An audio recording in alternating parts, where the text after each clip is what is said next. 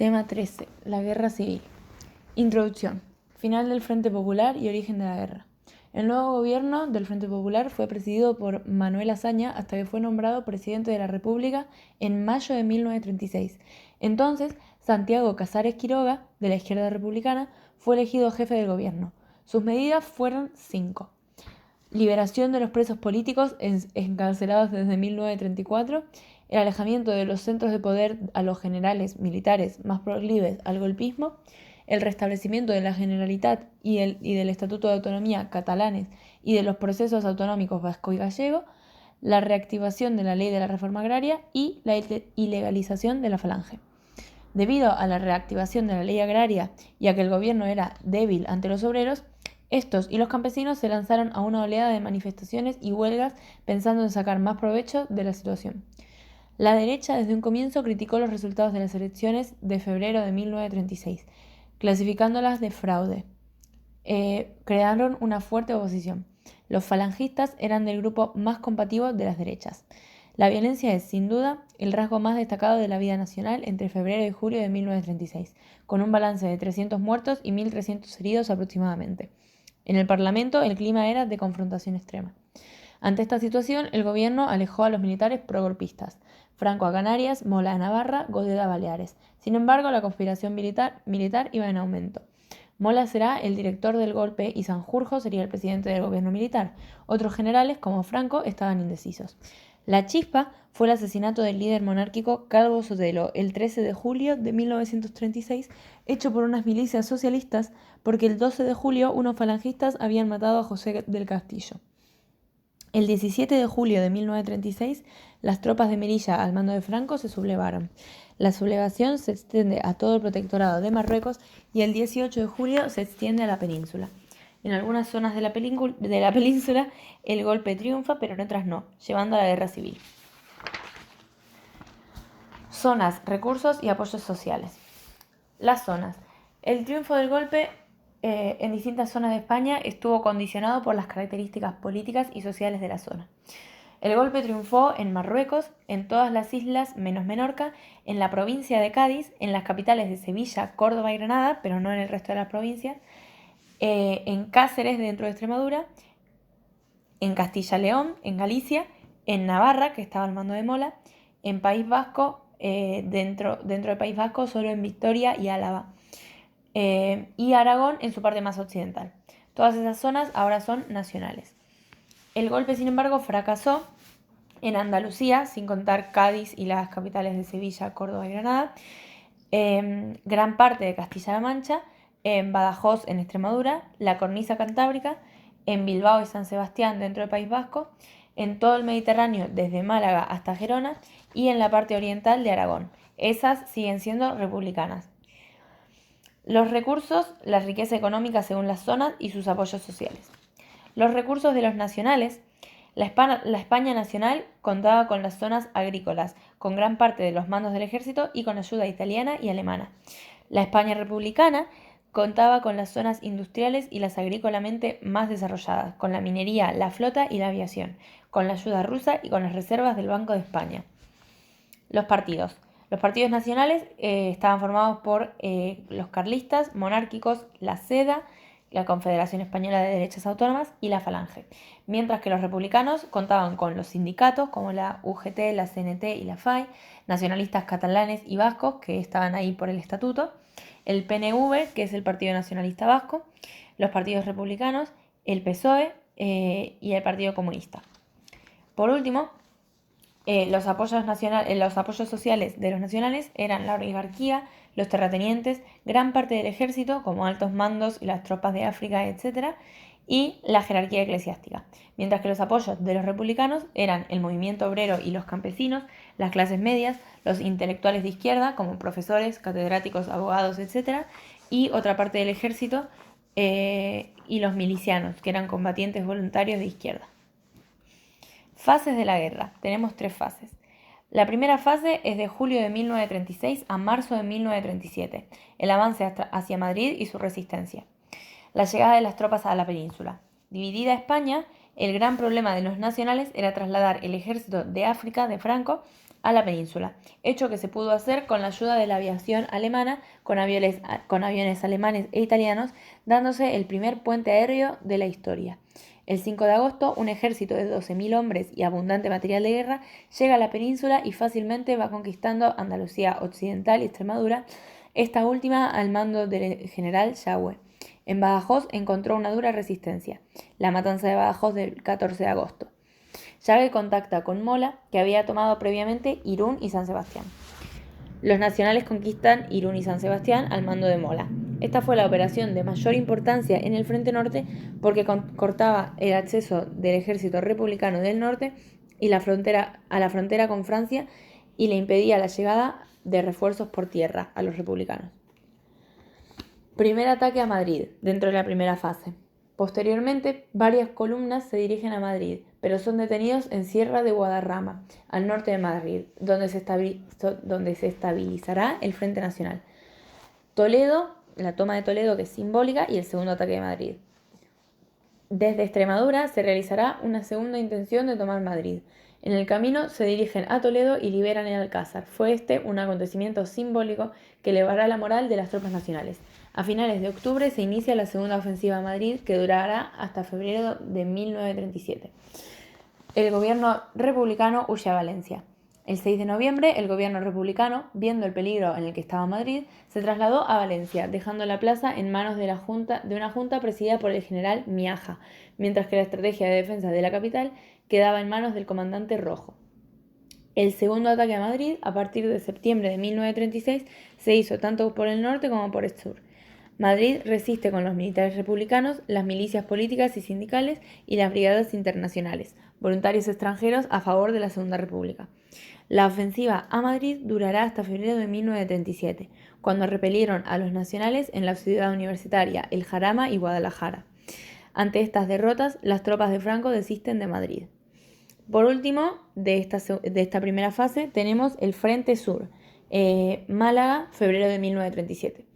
Los rebeldes, al mando del general Queipo de Llano, lograron tomar Málaga, operación en la que tuvieron una participación decisiva las tropas enviadas por Mussolini. La toma de Málaga vino seguida de una brutal represión con 3.500 fusilados sin juicio. Segunda fase, mayo de 1937 a abril de 1938. Las grandes ofensivas nacionalistas en el norte y en el este. Ante la imposibilidad de entrar en la capital, los mandos nacionales decidieron la ocupación del territorio enemigo mediante el desencadenamiento de grandes ofensivas.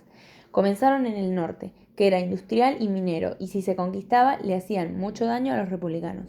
Además, estaba aislada porque estaba rodeada por una zona nacional. Así tomaron Bilbao en junio, Cantabria en agosto y Asturias en octubre. Bilbao en junio. Lo realiza Mola con la ayuda de la Legión Cóndor, aviones alemanes.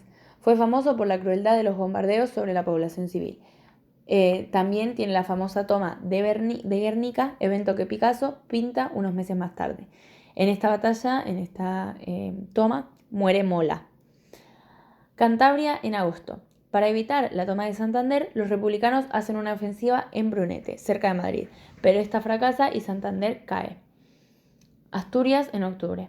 Para evitar su conquista, los republicanos hacen una ofensiva en Zaragoza, con el ataque sobre Belchite, pero fracasa. Los nacionales entran en Gijón, Oviedo y Avilés. Después de conquistar el norte, se dirigen a Madrid, pero el gobierno republicano hace una ofensiva sobre Teruel y Franco decide luchar por Teruel, pues no quería que cayera una capital, que es Teruel. En la batalla de Teruel, en invierno de 1937 a 1938, o sea, diciembre, enero, febrero, que fue una de las más crueles, los republicanos tomaron esta ciudad durante un mes. Pero en diciembre de 1937 los nacionales toman la iniciativa y Teruel cae en febrero de 1938 a favor de los nacionales. Los nacionales continúan hacia el este, llegando al Mediterráneo Castellón. Cae en abril de 1938, dejando a Cataluña aislada. Tercera fase, abril de 1938 hasta abril de 1939. La batalla del Ebro y final de la guerra. Entre diciembre de 1938 y marzo de 1939, teniendo aislada a Cataluña, Franco decide emprender definitivamente la ofensiva sobre esta comunidad. Entre enero y febrero entra en Tarragona, luego Barcelona y por último en Gerona. En febrero, a la República le quedaba la zona centro-oeste, el triángulo que va desde Madrid, Valencia, Almería. En marzo, el presidente del gobierno republicano, Juan Negrín, apoyado por los comunistas, sigue siendo partidario de resistir, con la intención de unir la guerra civil con la próxima mundial, pero no todos pensaban igual. Los sectores del PSOE y sindicatos pensaban sacar unas condiciones ventajosas de Franco, se oponen al gobierno de Negrín y dan un golpe de Estado en marzo. Se realiza una guerra en el bando republicano, con el apoyo de Besteiro y la UGT. Crean una junta de defensa con la intención de negociar el fin de la guerra con Franco. Destituyen a Negrín y se enfrentan a las tropas comunistas. Franco solo acepta la rendición y el 28 de marzo las tropas de los nacionales entran en Madrid. Se rinden Valencia, Alicante, Murcia y Almería. Y el 1 de abril Franco firma el último parte de la guerra. Ahora vamos a hablar de la política durante la guerra civil. Las dos Españas de la guerra civil. La España republicana. La España republicana se caracterizaba por desorden, disputas políticas y división dentro de los partidos, un movimiento asambleario con juntas locales por todas partes, el deseo de hacer la revolución incluso de antes de ganar la guerra. Sus ideales fueron una sociedad igualitaria, antiautoritaria, antiburguesía y el control obrero. Al estallar la guerra hubo dos consecuencias. La primera fue la desaparición del ejército tradicional, ya que la inmensa mayoría de los mandos se habían pasado al bando nacional. Y la segunda es la dimisión de Casares Quiroga y el posterior nombramiento de Giral como jefe de gobierno. El gobierno de Giral.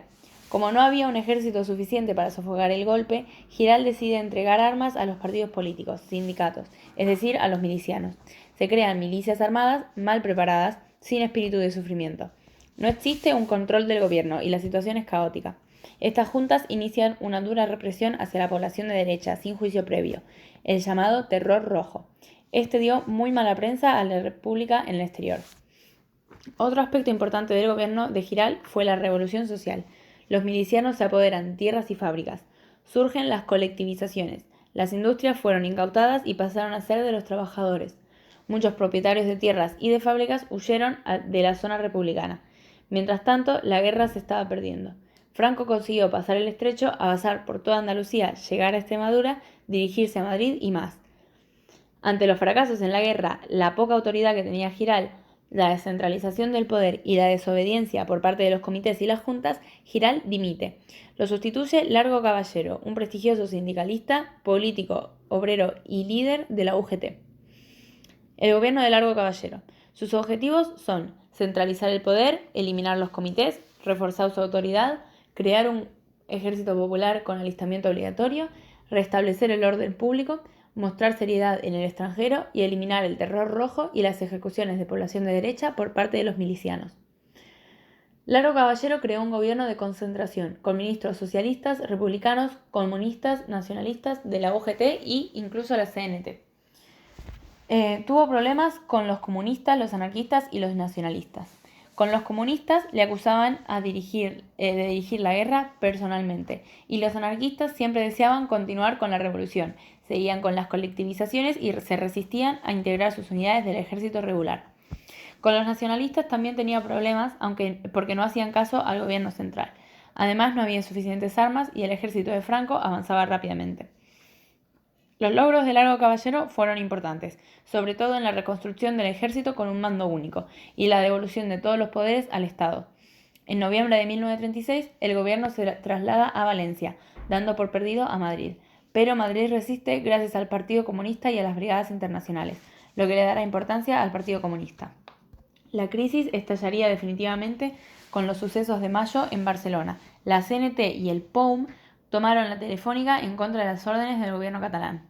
El enfrentamiento entre la CNT y POUM contra los comunistas es armado, una guerra civil dentro de una guerra civil. Al final se impone la Generalitat. Los sucesos de mayo en Barcelona suponen la caída de Largo Caballero y el aumento del poder y la influencia de los comunistas. El gobierno de Juan Negrín. A mediados de mayo de 1937 se formó otro gobierno de concentración presidido por el socialista Juan Negrín y sin la presencia de los sindicatos, como la CNT.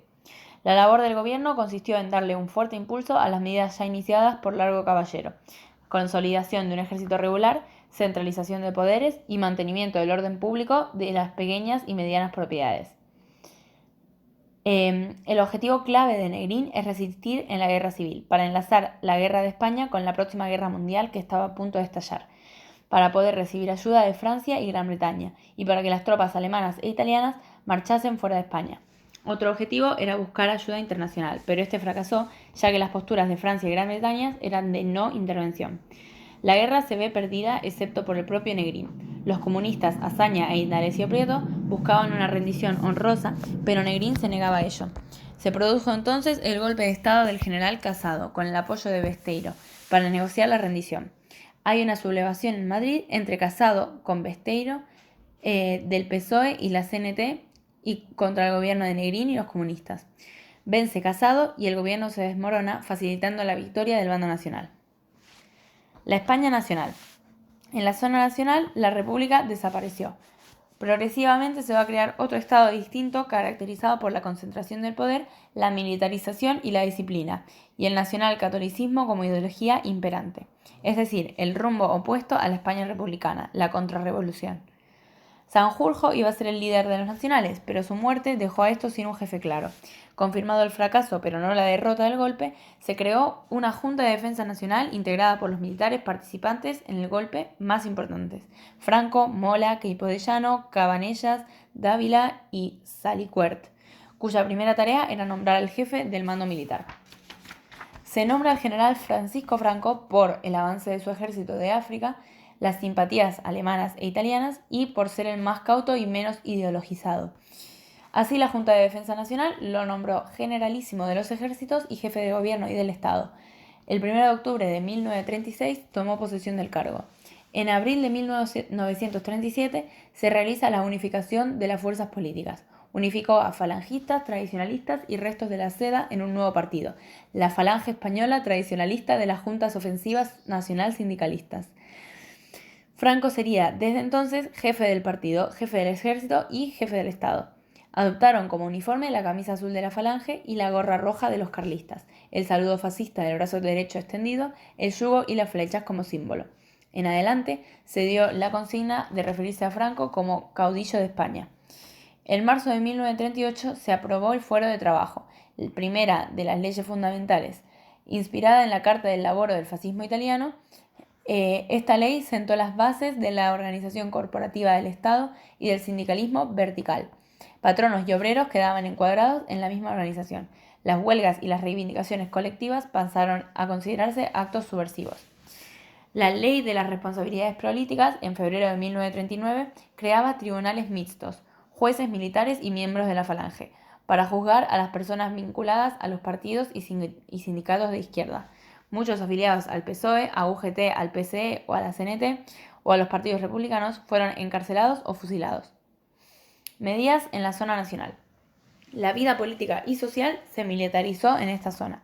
Se impuso una rígida censura de prensa. Se suprimieron e ilegalizaron todos los partidos políticos y sindicatos del Frente Popular, y se suprimió el derecho de reunión y de asociación. El único partido permitido es la Falange. Al mismo tiempo se cancelaron todas las disposiciones legales sobre la reforma agraria y se devolvieron a sus antiguos propietarios las tierras incautadas. Los nacionales y la Iglesia. La guerra civil pronto fue bautizada por la Iglesia como una cruzada nacional. Las malas relaciones de la Iglesia con la izquierda provenían del siglo XIX, pero en el siglo XX se agudizaron los problemas. La Constitución de 1931 y las posteriores leyes religiosas hicieron romper las relaciones de la Iglesia con las autoridades republicanas de izquierdas. Pero a estos enfrentamientos legales se les unió la represión que las masas, sin mucha oposición de las autoridades, llevaron a cabo sobre la Iglesia, sobre todo durante el gobierno del Frente Popular y en la Guerra Civil. En el territorio republicano fueron asesinados cerca de 7.000 clérigos y desapareció el culto católico. Los incendios de los templos quedaron a merced de los exaltados. Estos hechos, que tenían como causa la actitud de la Iglesia a favor de los sublevados, repercutieron muy negativamente en la imagen exterior e interior de la República. La intervención extranjera. Acuerdo de no intervención. La Guerra Civil Española, conocida como la Primera Guerra de España, estalló en un momento crítico dentro de las relaciones internacionales, dado que en 1936 existía una gran tensión entre los países democráticos europeos, como Francia y Reino Unido, frente al expansionismo de los estados totalitarios, como la Alemania nazi y la Italia fascista de Mussolini. Cualquier crisis podía hacer estallar una guerra a nivel mundial, y la Guerra de España fue una de esas crisis. Los sectores conservadores y la mayoría de los católicos vieron la Guerra de España como una lucha entre la civilización occidental y el comunismo ateo, mientras que para los sectores populares e intelectuales de la izquierda la guerra fuera vista como una lucha por la libertad frente al fascismo totalitario. En Europa, Hitler estaba recortando libertades, volviéndose a rearmar y realizando una política expansionista, mientras que Reino Unido y Francia no intervenían por su política de apaciguamiento para no tensionar más las relaciones y evitar una guerra mundial. Por este motivo, Reino Unido aplicó la política de no intervención en España. En agosto, 27 países, entre ellos Alemania, Italia y la URSS, suscribieron el acuerdo de no intervención. Francia sí tenía deseos de intervenir, pero en el Reino Unido, además de su política de apaciguamiento, también pesó la simpatía del gobierno conservador, más cercana al bando nacional porque no deseaba que España cayera en un bolchevismo. No obstante, el acuerdo resultó una farsa, pues mientras los países demócratas respetaron el acuerdo, Alemania e Italia no lo hicieron y ayudaron al bando sublevado, mientras que la URSS ayudó a los republicanos. Países que ayudaron a la República. El país que más ayudó a los republicanos fue la URSS, que facilitó el petróleo y armas, pilotos, técnicos y consejeros políticos, pagados con las reservas del oro del Banco de España. Ayudaron porque si venía Franco, Alemania e Italia contarían con un nuevo aliado y si triunfaba la República, la URSS tendría a un aliado en caso de guerra. Los consejeros militares soviéticos jugaron un papel destacado en la organización táctica de la guerra, así como sus consejeros políticos que ejercieron su influencia a través del PCE, el Partido Comunista Español. El apoyo soviético fue impulsado por una política de acercamientos a los gobiernos democráticos para hacer frente al nazismo. El gobierno soviético ordenó a la Internacional Comunista que organizara el reclutamiento de voluntarios de todo el mundo, las brigadas internacionales, al parecer unos 40.000 hombres. Eran voluntarios comunistas, anarquistas, socialistas y demócratas, contrarios a los regímenes fascistas antidemocráticos de Alemania e Italia. Además, impulsó movimientos de solidaridad antifascistas en países occidentales. Su situación fue destacada en la defensa de Madrid y en la batalla de Teruel. También México, cuyo presidente en ese momento era Lázaro Cárdenas, colaboró con la República, aunque de manera más bien testimonial, proporcionando municiones y acogiendo a numerosos exiliados republicanos al término de la guerra. Apoyos a los nacionales. Italia y Alemania fueron los principales apoyos de los sublevados. Los motivos de estos países para prestar apoyo a los sublevados fueron de tipo político y estratégico. El conflicto español les servía para realizar una puesta a punto de sus ejércitos de cara a la guerra mundial que se avecinaba. En España pudieron ensayar nuevas armas y estrategias como los carros de combate y los aviones militares, la guerra de movimientos, etc. Los alemanes e italianos simpatizaban ideológicamente con los sublevados.